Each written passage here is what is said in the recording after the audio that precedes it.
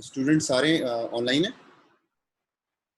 Yes sir, सारे students online हैं sir. वो ऑप्शन डिसेबल कर दीजिए ऊपर। ठीक है।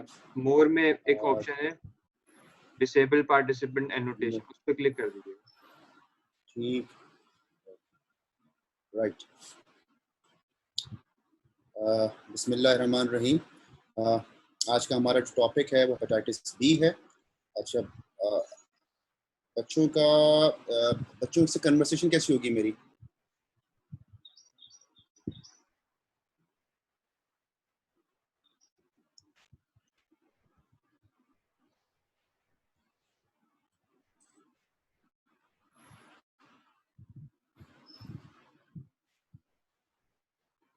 ओके, टाइम वेस्ट किए बगैर कंटिन्यू करते हैं इसको।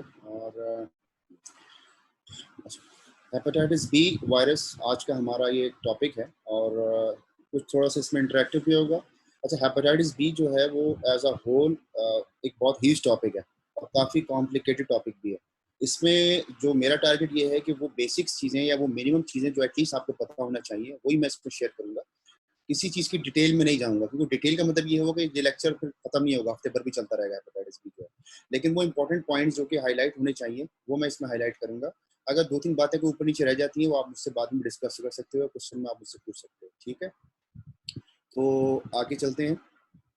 हेपेटाइटिस बी वायरस इन्फेक्शन जो है जैसे नाम से ज़ाहिर है कि वायरल इन्फेक्शन है और हेपेटोफायरिडी फैमिली से इसका ताल्लुक है और ये डीएनए वायरस है, ठीक है? तो याद रखिए क्योंकि बाकी जो आपके हेपेटाइटिस सी या दूसरे जो वायरसेस हैं वो आपके आरएनए वायरस है, जबकि हेपेटाइटिस बी जो है वो डीएनए वायरस है।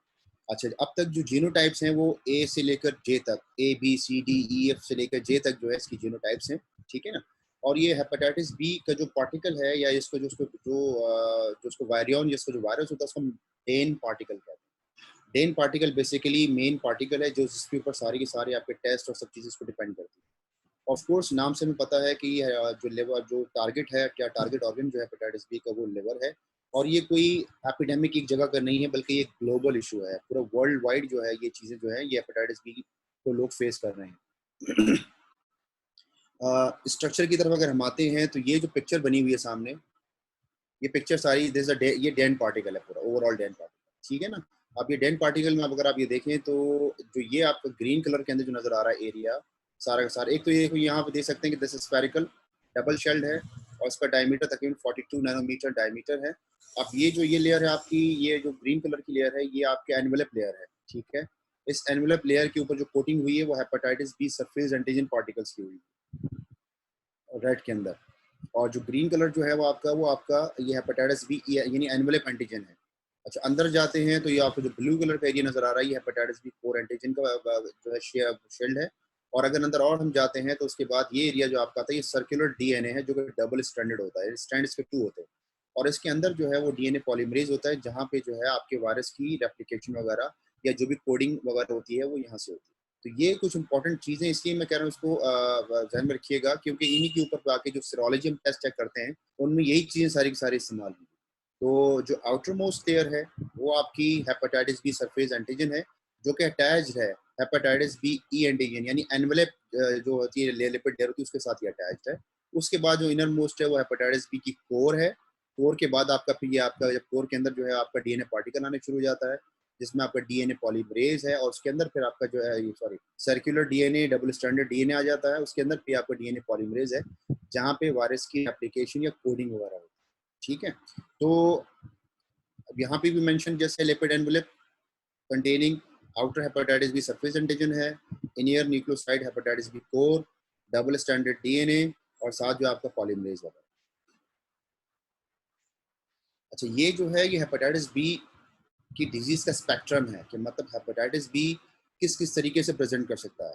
हेपेटाइटिस बी एक्यूटली प्रेजेंट कर सकता है, ठीक है ना? हेपेटाइटिस बी जो है वो क्रॉनिक की शक्ल में प्रेजेंट कर सकता है कि फॉर एग्जांपल जो है वो हेपेटाइटिस जो है हुआ किसी को और कहते हैं एक्यूटली 4 दिन 5 दिन की हिस्ट्री के साथ आ गया, इसमें फीवर भी है, बुखार जो है उसको जॉइंटिस हो रहा है, उसको नोज़िया वोमिटिंग हो रही है, जो एक्यूट प्रेजेंटेशन होती है हेपेटाइटिस की, हेपेटाइटिस बी उसके थ्रू भी प्रेजेंट करता है। अच्छा, क्रॉनिक हेपेटाइटिस जो है इसका मतलब ये हुआ कि जो एक्यूट फेज है वो निकल गया। अच्छा, कुछ लोगों के अंदर ऐसा होता है कि जिनको एक्यूट हेपेटाइटिस का अटैक आता है 6 मंथ के अंदर अंदर जो है उनका हेपेटाइटिस क्लियर हो जाता है। जब हेपेटाइटिस क्लियर हो जाता है तो उसका मतलब उसमें कोई हेपेटाइटिस नहीं बचा। लेकिन जब वो क्या 6 महीने के बाद हेपेटाइटिस क्लियर नहीं होता बल्कि बॉडी में रह जाता है, या तो वो इनएक्टिव फॉर्म में रह जाता है, या जो है पार्शियली एक्टिव रहता है, या फुली एक्टिव रहता है, तो फिर वो एक्यूट नहीं रहता 6 मंथ के बाद, फिर वो आपका क्रॉनिक हेपेटाइटिस के अंदर कन्वर्ट हो जाता है। ठीक है ना?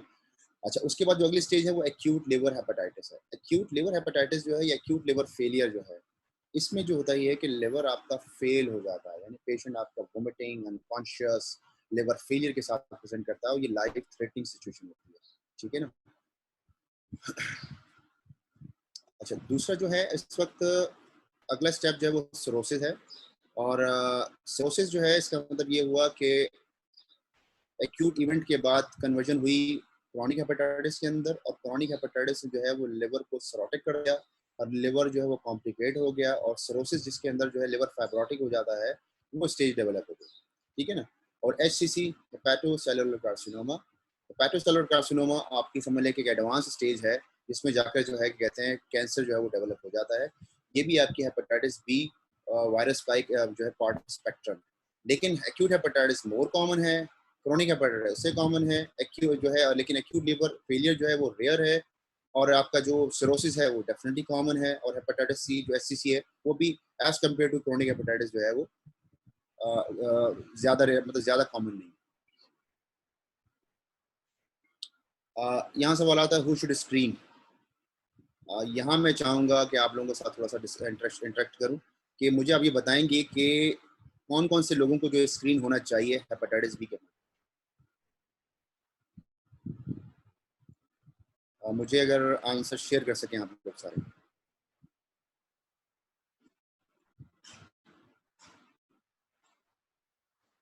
मतलब वो कौन कौन से लोग हैं जिनको हेपेटाइटिस बी के लिए स्क्रीन होना चाहिए। सर आप चैट के ऑप्शन पे देख लीजिए प्लीज, चैट पे भी मैं chat chat chat chat chat ऊपर चैट का ऑप्शन ही मोर एक दिखा रहा है इसमें। 15 चैट, ठीक है, right, I got it, right.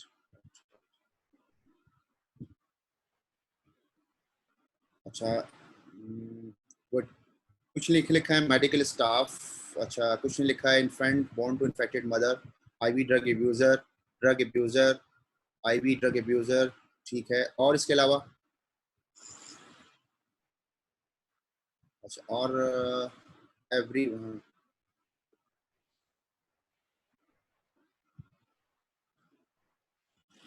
अच्छा, जो चीज़ें आपकी तरफ से मुझे यहाँ मिली है इस वक्त, मेडिकल स्टाफ डेफिनेटली बिल्कुल होना चाहिए। मेडिकल स्टाफ का होना चाहिए। अगर कोई आपका फैमिली मेंबर इफेक्टिव पर्सन, बिल्कुल ठीक है।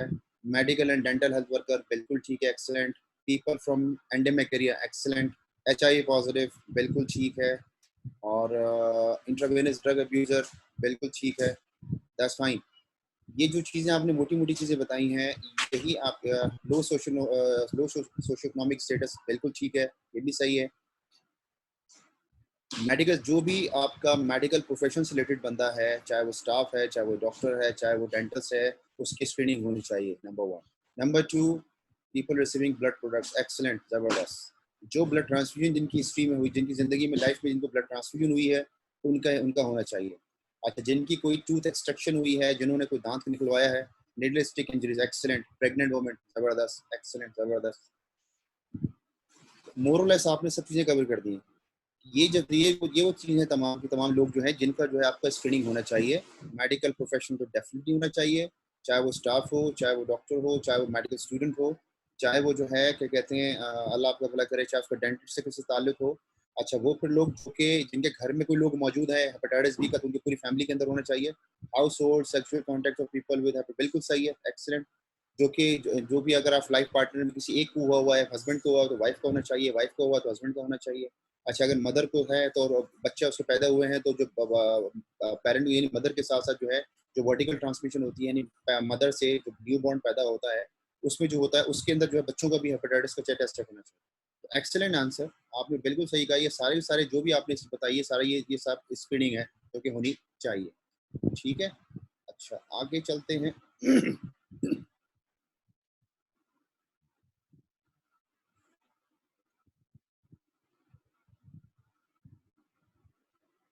अच्छा, इसमें अगला सवाल है कि what are the symptoms, symptoms क्या क्या हो सकते हैं, सॉरी सिम्टम्स क्या क्या हो सकते हैं, ताकि उसके हिसाब से फिर हम इसको शेयर करें। जॉइंडस एक्सेलेंट, बिल्कुल सही है। एक्यूट हेपेटाइटिस की प्रेजेंटेशन ध्यान में लेकर आओ, अगर कोई वार्ड में किसी ने रोटेट किया है। फटीग है, एक्सेलेंट। एब्डोमिनल पेन है, बिल्कुल ठीक है। Loss of appetite, excellent. Fever, बिल्कुल सही। मेलेज, बिल्कुल सही है।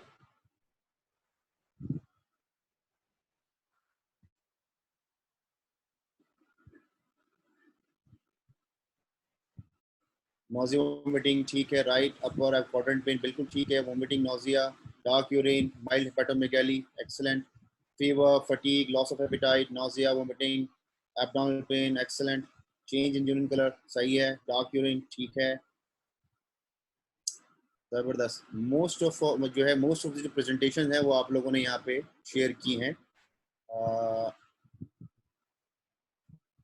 Joint pain, dark urine could be possible, excellent. अगर हम देख लेते हैं आगे क्या है इसके अंदर। ये है हेपेटाइटिस बी के सिम्टम्स जो आप लोगों ने बताया, और मोरलेस यही सारी चीज़ें आपने मुझे बताई हैं। फटीग है, एनोरेक्सिया है, नोजिया है, वोमिटिंग है, जॉइंटस है, बॉडी एक्स हैं, और रेयरली टू अच्छा एक्यूट लिवर फेलियर, मतलब जो मैंने आपको एक बताया था कि स्पेक्ट्रम ऑफ द डिजीज जो है वो एक्यूट फेलियर भी है इसका जो। और इंक्यूबेशन पीरियड, यानी अगर आपके बॉडी में हेपेटाइटिस बी वायरस एंटर हो गया है तो आपको सिम्टम्स कब डेवलप होंगे, तो ये डिपेंड करता है 2 to 3 मंथ से लेकर 1 to 6 मंथ तक। मतलब अगर हेपेटाइटिस बी आपकी बॉडी में एंटर हुआ है तो 2 to 3 से लेकर जो है तकरीबन 1 to 6 मंथ तक जो है आप इसमें जो है इसको डिजीज डेवलप हो सकती है। What are the investigations, same.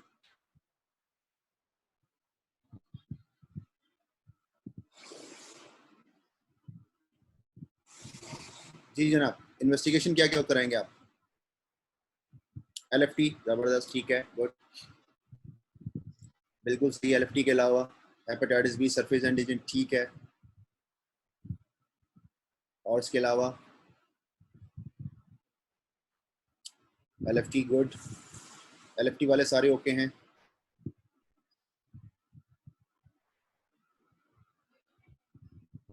Ultrasound, ठीक है। सेरोलॉजी जो कह रहे हैं, सेरोलॉजी मुझे मेंशन तो कर रहे हैं, सेरोलॉजी बिल्कुल ठीक है आपने, सेरोलॉजी मेंशन कर दें। Core antibody and surface antigen, बिल्कुल ठीक है।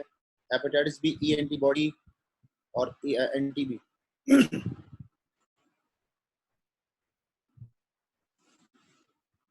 हेपेटाइटिस बी सरफेस एंटीबॉडी क्यों करवाएंगे और हेपेटाइटिस बी सरफेस एंटीजन क्यों करवाएंगे, हेपेटाइटिस बी ई एंटीजन और ई एंटीबॉडी क्यों करवाएंगे।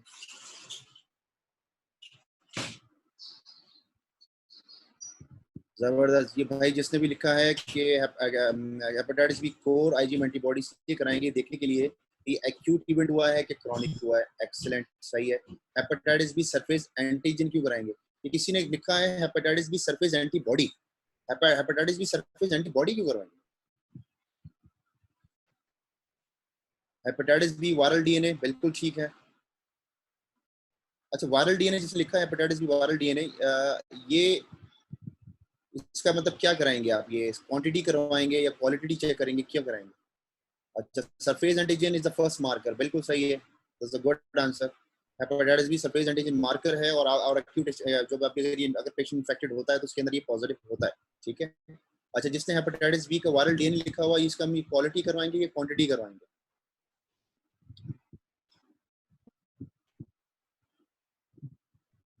बिल्कुल ठीक है, डीएनए चेक करेंगे। अच्छा, डीएनए मैं बता दूं कि हमेशा इसमें आमतौर पे हम हेपेटाइटिस डी जो है उसकी क्वांटिटी चेक करते हैं। क्वांटिटी क्यों में हमें नंबर्स चाहिए होते हैं ट्रीटमेंट लेबल करने के लिए कि ये पेशेंट ट्रीटमेंट के लिए कैरियर, ये ट्रीटमेंट के लिए कैंडिडेट ट्रीटमेंट है कि नहीं है, मतलब ये पेशेंट जो है ये ट्रीटमेंट का कैंडिडेट है कि नहीं है, उसके लिए हमारे पास क्वांटिटी होना जरूरी है।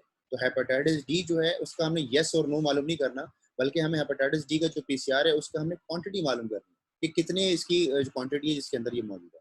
Positive means the virus is multiplying. क्या पॉजिटिव से मुराद, मैं समझा नहीं। पॉजिटिव मीन्स से मुराद किस चीज़ की पॉजिटिविटी, डीएनए की पॉजिटिविटी या हेपेटाइटिस बी ई एंटीजन की positivity. DNA positive. Hepatitis D ने अगर पॉजिटिव, इसका मतलब वायरस मौजूद है, ठीक है ना, लेकिन ये नहीं पता कि वो एक्यूट फॉर्म में है, क्रॉनिक में, या रुका हुआ है, कुछ नहीं पता आपको। वो कौन सा टेस्ट है जो कि हेपेटाइटिस बी की इन्फेक्टिविटी जाहिर करता है। किससे पता चलेगा कि हेपेटाइटिस बी इस वक्त बहुत ज्यादा इन्फेक्टिव हुआ है या पेशेंट इस वक्त बहुत इन्फेक्टेड है? हेपेटाइटिस बी, ई फॉर आगे,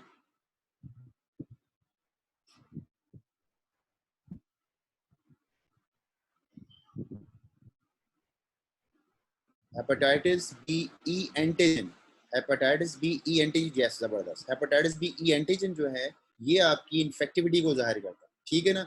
excellent, most of the labs जो है आप बेटा आप लोगों ने सही बताई है सबने। अब देख लेते हैं मेरे पास क्या है इसमें, एलएफटी है, पीटीआईएनआर। पीटीआईएनआर क्यों कराते हैं? लिवर का फंक्शन देखने के लिए, खुदा ना खासा लिवर डैमेज हो गया बहुत ज्यादा। अल्ट्रासाउंड एब्डोमेन, फाइब्रोस्कैन हम क्यों कराते हैं? बात वायरस का लोड बहुत ज्यादा नहीं होता बॉडी के अंदर, वायरस लो क्वांटिटी में होता है, तो हम फाइब्रोस्कैन कराते हैं देखने के लिए सिरोटिक चेंजेस तो नहीं आ रही।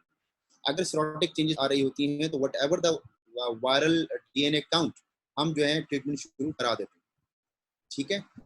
Hepatitis B surface antigen, hepatitis B core antibody जिसके अंदर आईजीजी आईजीएम एंटीबॉडी दोनों हो सकती हैं। हेपेटाइटिस बी ई एंटीजन और hepatitis B E antibody. E antigen का मतलब ये है कि रेप्लिकेशन हो रही है इस वक्त, तो हाईली इन्फेक्टिव है पेशेंट, और ई एंटीबॉडी का मतलब कि जो इन्फेक्टिविटी वाला फेज पास आउट हो गया। और हेपेटाइटिस डीएनए का पीसीआर जिसमें हम क्वांटिटेटिव चेक करते हैं, यानी क्वांटिटी चेक करते हैं कि वायरस की क्वांटिटी कितनी है, ठीक है। अच्छा, ये है इंटरप्रिटेशन वाला एक चार्ट है, थोड़ा सा इसको 2 मिनट सुकून से इसको देखो।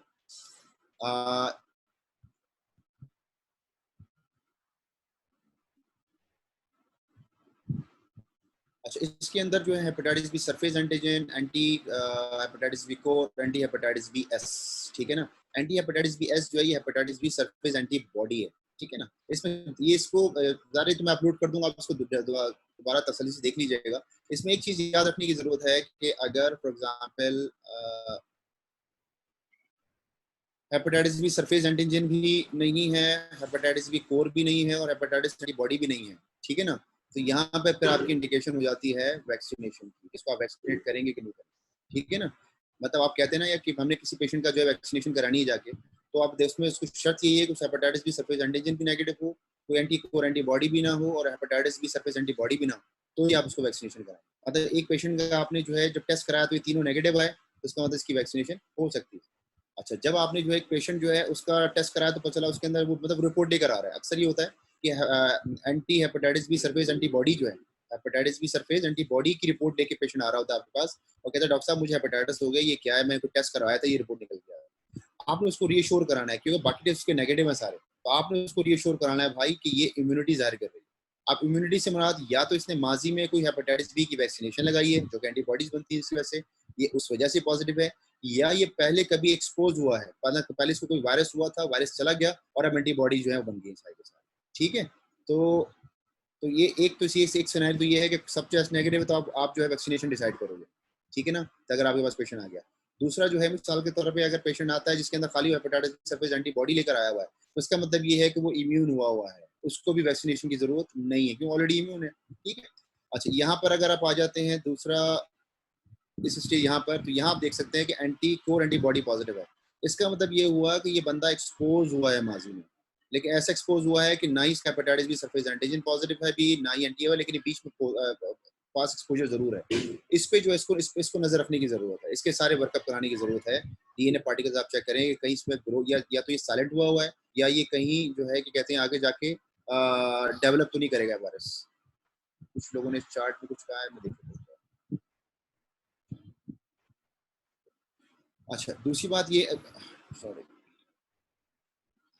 ये है कि एक सिनेरियो है आपके पास, इस सिनेरियो में hepatitis B surface antigen negative है, लेकिन हेपेटाइटिस बी एंटीबॉडी भी बनी हुई है, हेपेटाइटिस बी कोर भी बनी हुई है। हेपेटाइटिस बी कोर की एंटीबॉडी तो ये बता रही है कि पहले क्योंकि ये बीमार हुआ है, ठीक है ना, लेकिन अब क्योंकि एंटीबॉडी डेवलप हो चुकी है तो अभी बीमारी के बाद एक्सपोज, अब ये बीमारी के बाद जो है ये इम्यून हो चुका है, एंटीबॉडी डेवलप हो चुकी है। और जब भी आपके पास ऑलरेडी एंटीबॉडी डेवलप हुई है, जैसे यहाँ पे एंटीबॉडी यहाँ पे, तो फिर आपको वैक्सीनेशन की जरूरत नहीं, ठीक है।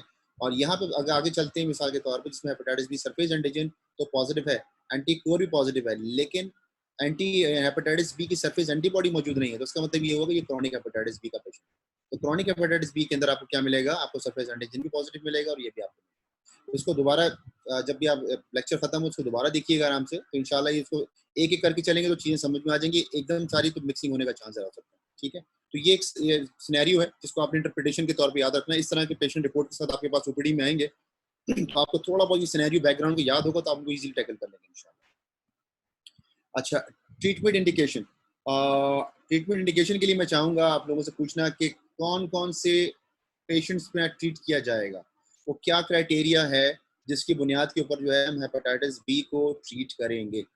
एनीवन?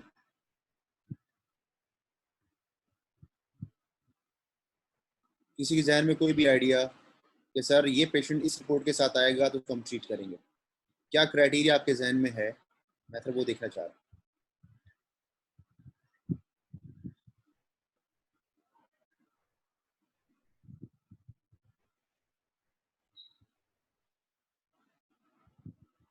यस, शेयर करें।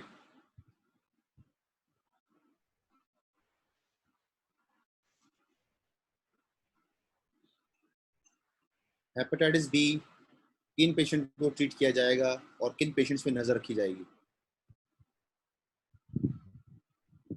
For acute no medication treated with fluids, ठीक है। एक्यूट हेपेटाइटिस के अंदर हम सिर्फ सपोर्टिव ट्रीट देंगे, कोई इसको एंटीवायरल थेरेपी नहीं देंगे, एग्री।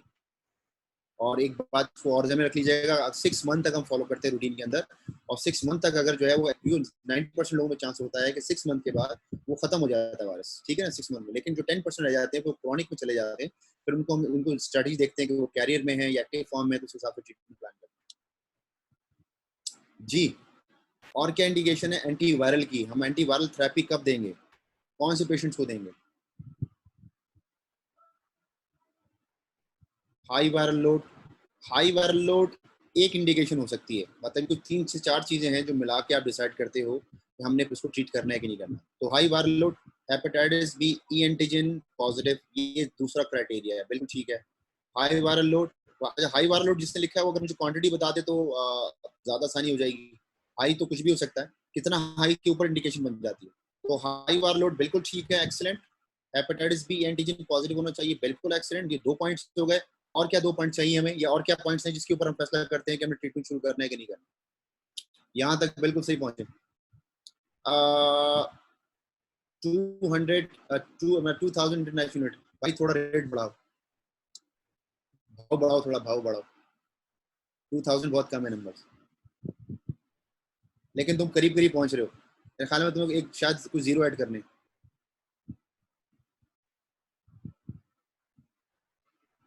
एक जीरो पे काम चल जाएगा, बिल्कुल ठीक है। मोर देन 20,000, मोर देन 20,000 के बाद जो है आप ट्रीटमेंट वाले फेज के अंदर पेशेंट आ जाता है। तो हमारे पास इस वक्त 2 चीजें आ गई हैं। एक क्वांटिटी बता दी गई है कि जनाब 20,000 से ऊपर, इसको तो बेटा जिसने भी लिखा है 20,000 इसको लिख दो मोर देन 20,000, ठीक है ना।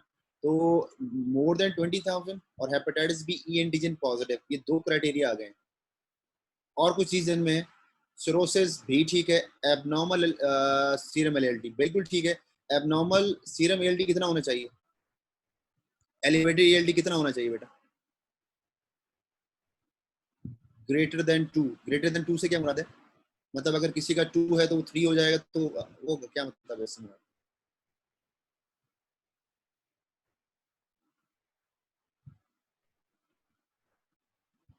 इसने जो वर्ड लिखा है ग्रेटर देन 2, इसमें एक दो वर्ड और ऐड करने हैं तो जुमला पूरा हो जाएगा। आगे क्या ऐड होगा इसमें? बिल्कुल सही है, जबरदस्त जबरदस्त, एक्सीलेंट। ये 2 to 48 नहीं है, ये 2 टाइम्स जो है ना अपर लिमिट है, 2 टाइम्स। जिसने ये लिखा है कि more than 2 by normal, excellent.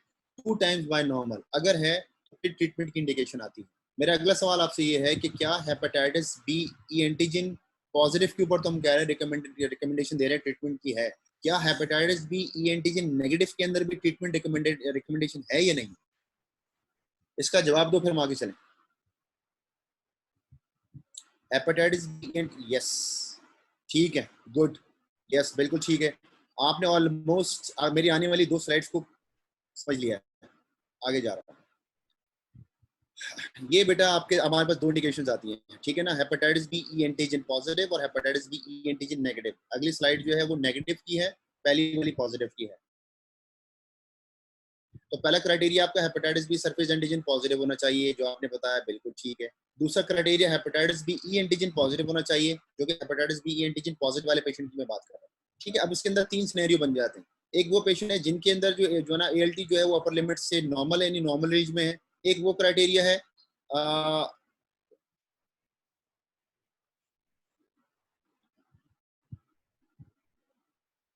एक वो क्राइटेरिया है जिसके अंदर जो है वो आपका ALT बढ़ा हुआ जरूर है लेकिन 2 टाइम से बढ़ा हुआ नहीं है, और तीसरा क्राइटेरिया वो है जिसके अंदर जो है वो 2 टाइम से बढ़ा हुआ है, यानी ALT जो है जो अपर लिमिट है, फॉर एग्जांपल कहीं 48 होती है, कहीं 45 होती है, तो अगर इसको आप 2 करें तो 90 हो जाएगा, अगर 45 है तो उससे 90 से ऊपर चला गया तो मतलब ALT इसका मतलब 2 टाइम से बढ़ गया। तो वहां पर भी जो है अगर क्वांटिटी मोर देन 20,000 है तो फिर आपको यहाँ नीचे रिकमेंडेशन लिखी हुई आ रही है, यहाँ रिकमेंडेशन लिखी हुई आ रही है कि यहाँ ट्रीटमेंट रिकमेंडेड है। मतलब ये जो आपका पर्पल कलर के अंदर है ये रिकमेंडेशन है। जिंदगी आसान करने के लिए 3-4 चीजें याद कर लो। Hepatitis B surface antigen positive होना चाहिए, hepatitis B E antigen positive होना चाहिए, ALT जो है जो भी लिमिट है अपर लिमिट उसको मल्टीप्लाई बाय 2 कर दो, उससे ऊपर होना चाहिए ALT। For example upper limit 42 है, या सॉरी फॉर राउंड फिगर समझ लो 40 है, तो उसको डबल करो तो 80 हो जाएगा। तो 80 से अगर ऊपर ALT आ रहा है तो आप उसको ट्रीटमेंट की कैटेगरी में डालेंगे। तो ये तो हो गया आपकी 3 चीजें। चौथी चीज क्या होनी जरूरी है, हेपेटाइटिस बी की जो क्वांटिटी है वो 20,000 से ऊपर होनी चाहिए। ठीक है, ये जो हम बात कर रहे हैं hepatitis B E antigen positive patients की बात कर रहे हैं। ठीक है भाई, सरफेस एंटीजन पॉजिटिव हो, ई एंटीजन पॉजिटिव हो, ALT मोर देन 2 टाइम्स हो और क्वांटिटी 20,000 से ऊपर हो, तो यहाँ पे आ जाता है पेशेंट के रिकमेंडेशन ट्रीटमेंट की है। ठीक है, तो आप ऑलरेडी सब कुछ बता चुके हो, एक्सीलेंट। अब जो अगला स्टेप है जो कि ई एंटीजन नेगेटिव, उसमें एक छोटा सा फर्क है, बाकी सारी कहानी यही है। आगे चलते हैं। अच्छा, इसमें आप देखो hepatitis B surface antigen positive तो है ही है, लेकिन hepatitis B E antigen negative है। ठीक है, कोई इशू नहीं है, ये भी मैंने जैसे मैं कहा था कि इसको भी हम ट्रीट करेंगे, तो अब कहानी वही 3 पे आ जाएगी। ALT की लिमिट देखनी है, अगर ALT जो है 2 टाइम्स अपर लिमिट है तो उसी में फिर आप रिकमेंड करोगे ट्रीटमेंट की, लेकिन यहाँ पे क्वांटिटी आप 20,000 का वेट नहीं करोगे, आप 20,000 के ऊपर ही आप हेपेटाइटिस बी को ट्रीट करोगे, क्योंकि हेपेटाइटिस बी ई एंटीजन जो है ज्यादा लीथल हो जाता है, इसलिए उसको स्मॉल क्वांटिटी के अंदर ही हम ट्रीट कर देते हैं। ठीक है भाई, तो हेपेटाइटिस बी ई एंटीजन और hepatitis B E antigen negative, positive और नेगेटिव दोनों को देख लिया। हेपेटाइटिस ई एंटीजन जो पॉजिटिव है उसके अंदर वायरस की जो क्वांटिटी है वो 20,000 से ऊपर होनी चाहिए, और हेपेटाइटिस बी जो ई एंटीजन नेगेटिव है उसके अंदर हेपेटाइटिस बी जो बी है उसकी जो वायरस की क्वांटिटी है वो 2000 से ऊपर होनी चाहिए। ठीक है भाई, तो ये जो है दो थोड़ा सा डिफरेंस याद रखोगे। ई एंटीजन नेगेटिव के अंदर कम क्वांटिटी पे हम ट्रीट कर देंगे, और hepatitis B E antigen positive के ऊपर हाई क्वांटिटी पे ट्रीट करेंगे। सही भाई, तो ये तो हो गया आपका मामला, ट्रीट किसको करना है और कैसे करना है। आगे चलते हैं। ये ड्रग्स है बेटा, इन ड्रग्स को रट्टा लगा लेना। इसमें जो है आपका जो ड्रग ऑप्शन हमारे पास इस वक्त मौजूद है वो आपका पैगलेटिन इंटरफ्रॉन है, ये उसकी डोज दी हुई है। अच्छा, यहाँ पे लिखा हुआ है कि बच्चों में देंगे कि नहीं देंगे, इस चार्ट में आपको मिल जाएगा। ये जो कैटेगरी दी गई है यहाँ पे, कैटेगरी BC वगैरह, और हम पता है कि प्रेगनेंसी के अंदर हम सिर्फ कैटेगरी बी यूज करते हैं, तो उसके हिसाब से हमारे पास टेल्बिविडिन आ रहा है कैटेगरी बी के अंदर, और यहाँ पे टेनोफोवर आ रहा है कैटेगरी बी के अंदर। तो इसका मतलब ये होगा कि प्रेगनेंसी के अगर देने के अंदर बात होगी तो ये 2 दवाइयां हैं जो हम दे सकेंगे, बाकी कोई दवाई जो हम प्रेगनेंसी के अंदर नहीं दे सकेंगे। और यहाँ पे जो है एज के हिसाब से लिखा हुआ है कि किस मतलब किस उम्र के अंदर हम बच्चों को दे सकते हैं कि नहीं दे सकते, और किन को हम नहीं दे सकते, तो ये बच्चों के हिसाब से लिखा हुआ है। तो जो मोस्ट कॉमन ड्रग है पैगलेटिन इंटरफ्रॉन है, एंटाकेवर है, टेनोफोविर है। और टेनोफोविर 2 तरह की आ रही है, एक डायपोवैक्सिल के नाम से आ रही है, दूसरी अल्फाफिनामाइड है, ये 2 डिफरेंट हैं। ठीक है, तो टेनोफोविर करंटली हम जो दे रहे हैं वो टेनोफोविर दे रहे हैं अल्फाफिनामाइड, ये 25 मिलीग्राम डेली वाली डोज चल रही है। अच्छा, ये है। बाकी एंटाकेवर को भी हम दे रहे हैं, लेकिन इसका जो लेटेस्ट रिकमेंडेशन जो आ रही है नहीं अब तक वो आपकी टेनोफोविर, उसके बाद उसके साथ एंटाकेवर। पुरानी दवाओं में लैम्प चल रही थी, वो अब नई रूटीन में चलते हैं। एडिफोविर को रूटीन में यूज नहीं करते रेजिस्टेंस की वजह से भी, लेकिन जो है टेल्विविडिन को भी हम रूटीन में यूज नहीं करते। तो रूटीन में जो यूज हो रही है वो टेनोफोविर है और एंटाकेवर है, और जहाँ पेशेंट स्टेबल होता है तो उसको पैगलेटिन इंटरफ्रॉन भी देते हैं। तो ये चार्ट याद कर लेना इंशाल्लाह। तो इसमें जो ये आपकी दवाइयां हैं, मेडिसिन, इनको आप लोगों ने बड़ा याद कर लेना, एटलीस्ट इनको इनका नाम और इनकी डोज आपको पता होनी चाहिए। तो आगे चलते हैं। What counselling patient need. जी जनाब, ये इंपॉर्टेंट सवाल है। अब ये मुझे बताएं कि पेशेंट आपके पास ओपीडी के अंदर आ गया तो आप उसको क्या काउंसलिंग करेंगे।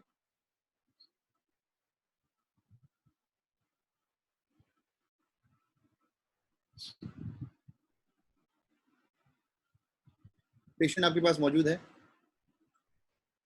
9:40 पर रैप करना है। ओके राइट, मेरे ख्याल में टाइम शॉर्ट है, मैं आगे जा रहा हूँ फौरन भाई। हेपेटाइटिस बी की काउंसलिंग, मतलब ये पेशेंट जो hepatitis B surface antigen positive होंगे, ओवरऑल मैं आपको एक समरी इसकी बता देता हूँ। समरी ये है कि खाने पीने, कपड़े, बलता, बच्चों को प्यार करने से, गले लगाने से ये वायरस नहीं फैलता।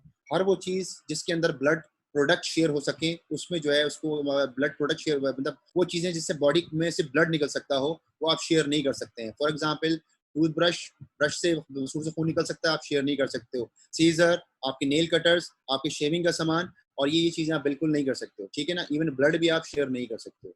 तो ये ओवरऑल मोटी मोटी बातें मैंने आपको बता दी, बाकी आप उसमें पढ़ लोगे। आखिरी 3 के टर्म्स याद रखनी है कुछ बेटा। एक आपकी आती है chronic hepatitis B, immune tolerant phase, immune active phase और इनएक्टिव कैरियर। इनकी डिटेल्स भी यहाँ मौजूद है, लेकिन मैं एक वर्ड में सबको समझाया था। क्रॉनिक हेपेटाइटिस बी का मतलब ये है कि अब वायरस 6 महीने से ऊपर हो चुका है तो चला जाएगा एक्यूट क्रॉनिक फेज के अंदर।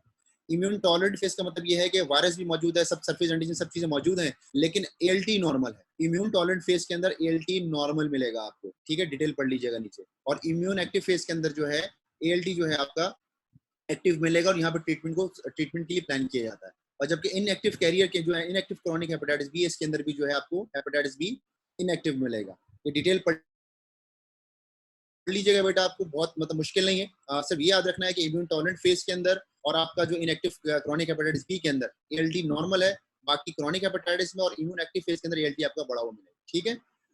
प्रेगनेंसी के हिसाब से लास्ट स्लाइड है, जस्ट फॉर द रिमाइंडर कि workup will be same. Pregnant ladies के अंदर वर्कअप सेम रहेगा, अगर इंडिकेटेड हुआ तो ट्रीटमेंट ऑफर किया जाएगा। पोस्ट डिलीवरी बच्चों को 2 इंजेक्शन लगते हैं, हेपेटाइटिस बी वैक्सीन और हेपेटाइटिस बी इम्यूनोग्लोबुलिन, और विद इन 12 आवर्स। और अगर वायरल लोड हाई होता है खवातीन के अंदर और ट्रीटमेंट कैंडिडेट ना भी हो तो भी ट्रीटमेंट शुरू कराया जाता है, ताकि मदर से बेबी के अंदर ट्रांसमिट ना हो सके। और कैटेगरी बी मेडिसिन रूटीन के अंदर यूज की जाती है, ठीक है। Thank you so much. Time short है इसलिए, वरना मैं डिस्कशन करता इसको, मैं इसको अपलोड कर दूंगा। अगर कोई ज़हन में सवाल होगा तो फिर मुझसे आप थ्रू ईमेल मुझसे शेयर कर सकते हैं, ठीक है बेटा। वकास सर कुछ कहना चाहते हैं? That's it. Thank you so much sir, thank you so much sir. And करें सर? बाकी मैं इसको अपलोड कर दूंगा तो बच्चे देख लेंगे इंशाल्लाह। ओके अच्छा सर। 2-3 मिनट है बच्चों को क्वेश्चंस करने के लिए, या बिल्कुल ही वाइंड अप कर दूं सर? क्योंकि 2-3 मिनट दोगे बच्चों को क्वेश्चन पूछने के लिए? सर 9:45 पे नेक्स्ट बता क्या